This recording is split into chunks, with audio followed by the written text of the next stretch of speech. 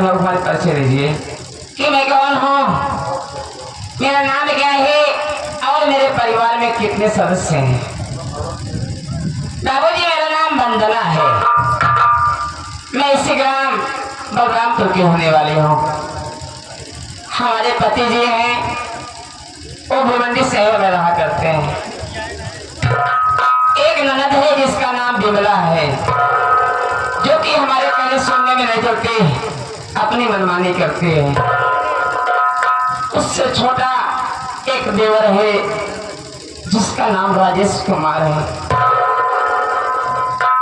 हमारा देवर पढ़ाई करता है। आज दुख की बात है कि आज पैसा ना होने के कारण हमारे घर में ना तो दाल है ना ही सब्जी है। सूखी रोटी बना कर रखी हूँ। सोच रही हूँ अभी हमारा देवर स्कूल की तैयारी बना कर आएगा, हमसे खाना मांगेगा, मैं तो खाने के लिए क्या दूंगी उसे। बाबू, आप रो रही हैं, क्या करो भैया? देने वाले किसी को गरीबी न दे और मौत दे दे मगर बदनसीबी न दे। हम जानते हैं अभी कि भैया प्रदेश में हैं, ना तो अपनी खबर भेज रहे हैं, कुछ पैसे ही भेजे कि घर का खर्च चल सके। उधर छोटे भाई की पढ़ाई और घर का खर्च चलाना बड़ा मुश्किल हो गया है। क्या करोगी भाभी, लगी बाजार माया किसी का नाम दुनिया है। कोई अमीर है कोई गरीब है। अगर आप ऐसा बोलेंगी, छोटे भैया आएंगे, आंखों में आंसू देखेंगे, उनके ऊपर क्या करें? मैं आज जाता हूँ, मैं तेरे पैर पड़ता हूँ भाभी, अपने आंखों में आंसू मत लाए भाभी।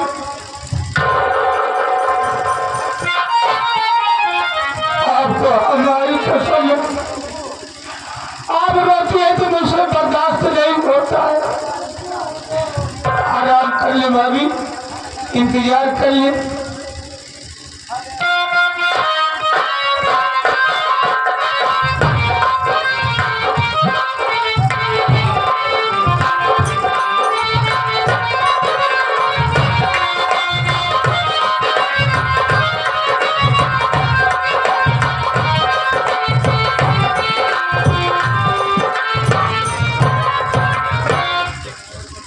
नमस्ते भैया, नमस्ते नमस्ते। क्या बात है, आज क्या देख रहा हूँ कि जो शख्स हमेशा सबको हंसाता है आज वो खुद रो रहा है। ऐसा क्या आपकी तबीयत खराब है? नहीं, तबीयत ठीक है। नहीं, कोई बात तो पिछली बातें कुछ याद आ गई, आंखों में आंसू छलक पड़े और कोई खास बात नहीं है। मैं तो घबरा गया था कि क्या हो गया। नहीं, घबराने की बात नहीं है। और वैसे तो आप ऐसे कभी नहीं करते। ठीक है, कोई बात नहीं। और बताइए, आप ठीक ठाक है? हाँ भैया। ये बताइए भाभी माँ खाना? हाँ, खाना तैयार है। खाना खा के तब कॉलेज जाना। हाँ भैया, चलिए, देरी हो रही है। हाँ, बहुत देर हो गई।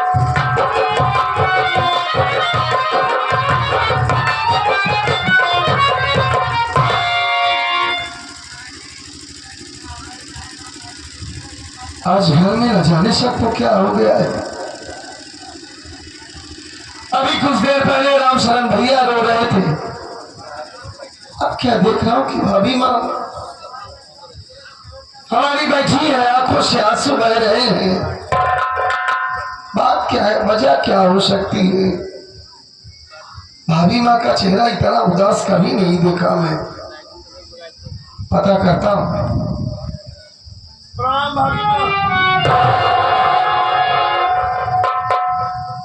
खुश रहो बाबू।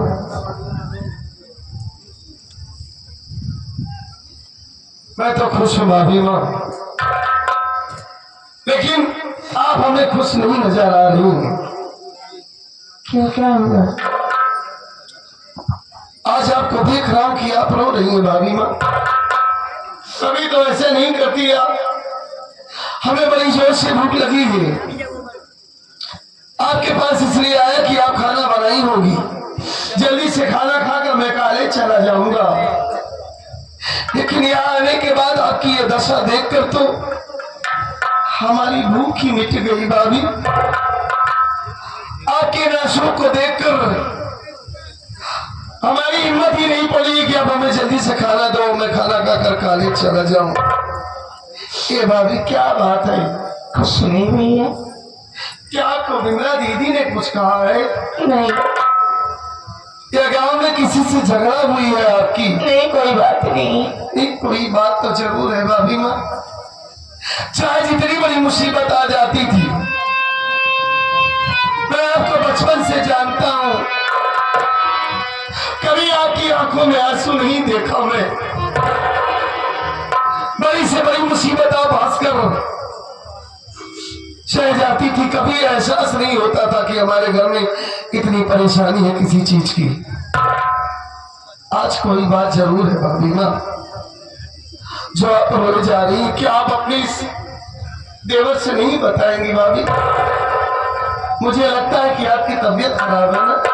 नहीं भैया, मैं ठीक हूँ। देखिए भाभी माँ, आप अच्छी तरीके से जानती हैं कि मैं आपको देखा हुआ नहीं देख सकता। मैं आपसे हाथ जोड़ के विनती करता हूँ भाभी, आपको हमारी कसम,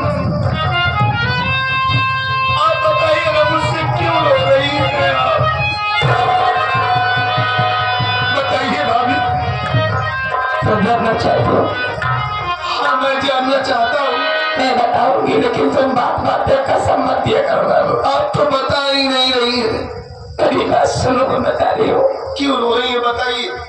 तुम तो जानते हो भैया कि तुम्हारे भैया को घर से गए 6 महीने का दिन बीत गया। अच्छी तरीके से जानता हूँ। ना तो हम सबकी हाल खबर ले रहे हैं और ना ही घर के खर्च के लिए पैसे भेज रहे हैं। ये आप क्या कह रही हैं? अकेले की कमाई में घर का खर्च चलाना बहुत भारी पड़ गया है भैया। घर का खर्च, ऊपर से तुम्हारी पढ़ाई। अरे तुम्हारी दीदी दिमला है। क्या किया दीदी ने? सुबह जो कुछ पाती है खाकर निकल जाती है, खाकर तो शाम को घर वापस आती है और एक बात पूछती हूँ तो मुझसे लड़ाई करती है। ऊपर से कहती तुम हमारी मालिक हो। अच्छा, मैं जहाँ जाओ, चाहे जहाँ जाओ, चाहे जहाँ जाओ, तुमसे क्या मतलब है? ये सब कहती है दीदी आपसे? बिमला ने बिल्कुल हमारे नाक पर दम कर रखा है। और आज रोने की मेन बात है। क्या बात है? कि आज हमारे पास पैसा ना होने के कारण ना तो घर में दाल है और ना ही सब्जी है। सूखी रोटी बना कर रखी हूँ।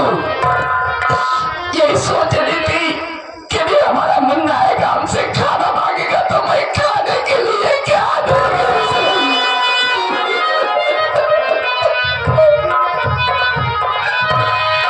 वाह भाभी माँ, घर में सूखी रोटी बना कर रखी है आप। ये सोचकर आंखों से आंसू बह रहे हैं कि अपने देवर को सूखा खाना कैसे खिलाऊंगी। भैया, इतनी छोटी सी बात के लिए आप रो रही है भाभी? तुम्हारे लिए छोटी बात होगी, हमारे लिए बहुत बड़ी बात है मुन्ना।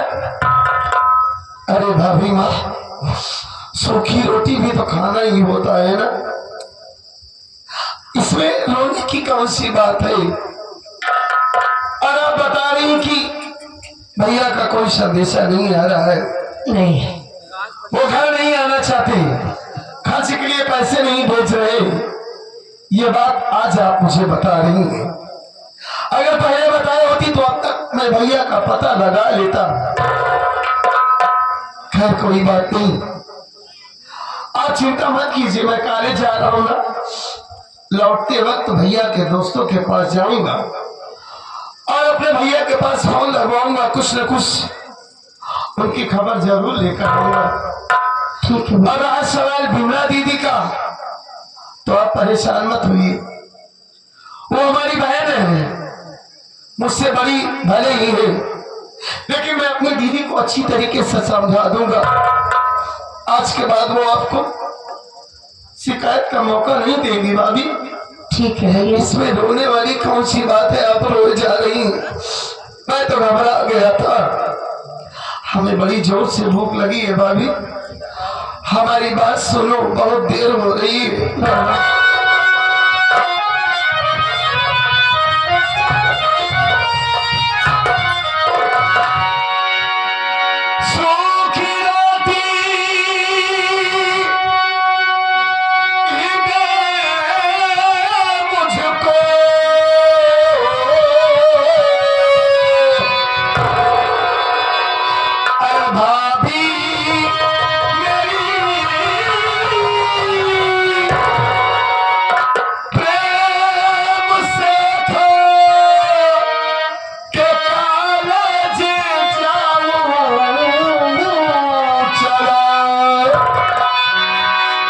जब तलक भैया आए ना परदेस से, तब तलक झेलना ही अरे बाबा। जब तलक भैया आए ना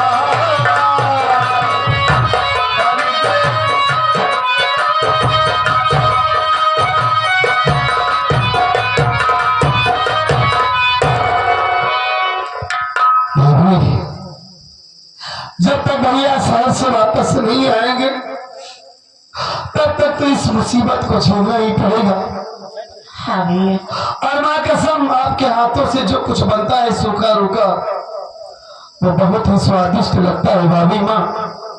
चलिए हमें जल्दी से खाना दे दीजिए, बहुत देर हो रही है। अगर ये बात है तो हमारी बात सुनो भैया।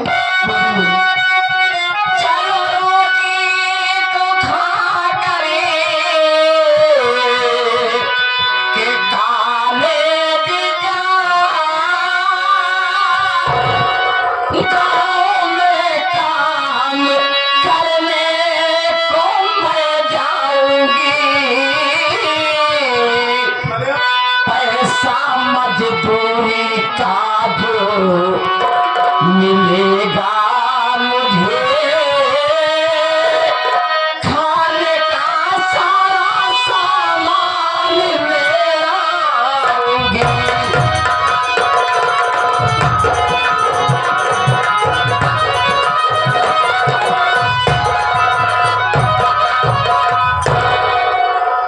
भैया आज चलो तुम सूखी रोटी खा कर खाने चले जाओ।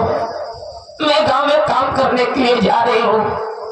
शाम को जो कुछ पैसे मिलेगा मजदूरी का, उस पैसे से दाल सब्जी वगैरह खाने का सारा सामान लेकर आऊंगी। और वादा करती हूँ कि आज के बाद मैं तुमको सूखी रोटी कभी नहीं खिलाऊंगी बाबू, कभी नहीं। नहीं भाभी, अरे आप ये कैसी पागलों जैसी बात कर रही है? आपकी तबीयत वैसे भी ठीक नहीं रहती और इस वक्त आपका पाँव भारी है। मैं आपको ऐसी हालत में काम करने जाने दूंगा नहीं, ऐसा कभी नहीं हो सकता। हमें ये पता ही नहीं था कि हमारे घर में इतनी परेशानी है भाभी माँ। चूंकि आपने और हमारे भैया ने कभी इस बात का एहसास ही नहीं होने दिया कि हमारे घर में इतनी मुसीबत है। भाभी आपको काम करने की जरूरत नहीं है, आप परेशान मत होइए, मैं कुछ न कुछ इंतजाम कर लूंगा। नहीं मुन्ना, सब ठीक हो जाएगा भाभी। तुम कुछ भी नहीं करोगे, तुम सिर्फ अपनी पढ़ाई पर ध्यान दो। बाकी जो कुछ होगा जैसा भी होगा मैं संभाल लूंगी, क्योंकि तुम्हारे भैया का बहुत बड़ा सपना है कि हमारा भाई पढ़ लिख कर कुछ बने। उनके सपनों को तुम्हें साकार करना है भैया। जरूर भाभी माँ। साथियों, आप लोगों ने नसीब वाला हूँ जो मुझे ऐसी भाभी माँ मिले। हमारी पढ़ाई बर्बाद ना हो जाए इसलिए गांव में काम करने जाएंगी। मैं आप जैसी भाभी माँ को पाकर धन्य हो गया। भाभी माँ,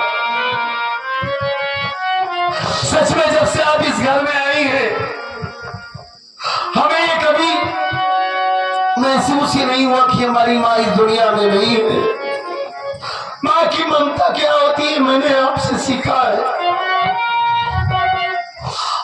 आप चिंता मत कीजिए भाभी माँ, मैं भी आपसे वादा करता हूं कि इतनी लगन से इतनी मेहनत से पढ़ाई करूंगा कि एक न एक दिन आपका सपना और भैया का सपना जरूर पूरा करूंगा। भगवान करे ऐसा हो। मालिक ने चाहा तो हमारे घर से बहुत जल्द गरीबी दूर हो जाएगी। और एक चीज के लिए मैं आपसे हाथ जोड़ के विनती करता हूँ भाभी। क्या इतना छोटा सा था तभी हमारे माँ बाप इस दुनिया को छोड़कर चले गए। भैया ने हमें बाप का प्यार दिया। आज जब से इस घर में आई हमें माँ का प्यार दी। अगर जाने अनजाने में आपकी इस देवर से कभी भी कोई गलती हो जाए भाभी तो अपना बेटा समझकर हमें माफ कर दीजिएगा। अगर अपने आप से जुदा मत करिएगा। नहीं तो मैं जीते जी मर जाऊंगा। दोबारा ऐसी बात अपने मुख से कभी मत निकालना। और जरा सोच पागल, भगवान न करे अगर तुझे कुछ हो गया तो क्या करे भाभी, जिंदा रह पाएगी? मैं जानता हूँ भाभी, तो क्यों ऐसे बोलता है भैया? तो आप भी हमारे बगल नहीं जी पाएगी, मैं अच्छी तरीके से जानता हूँ। लेकिन बस मालिक आपको सलामत रखिए।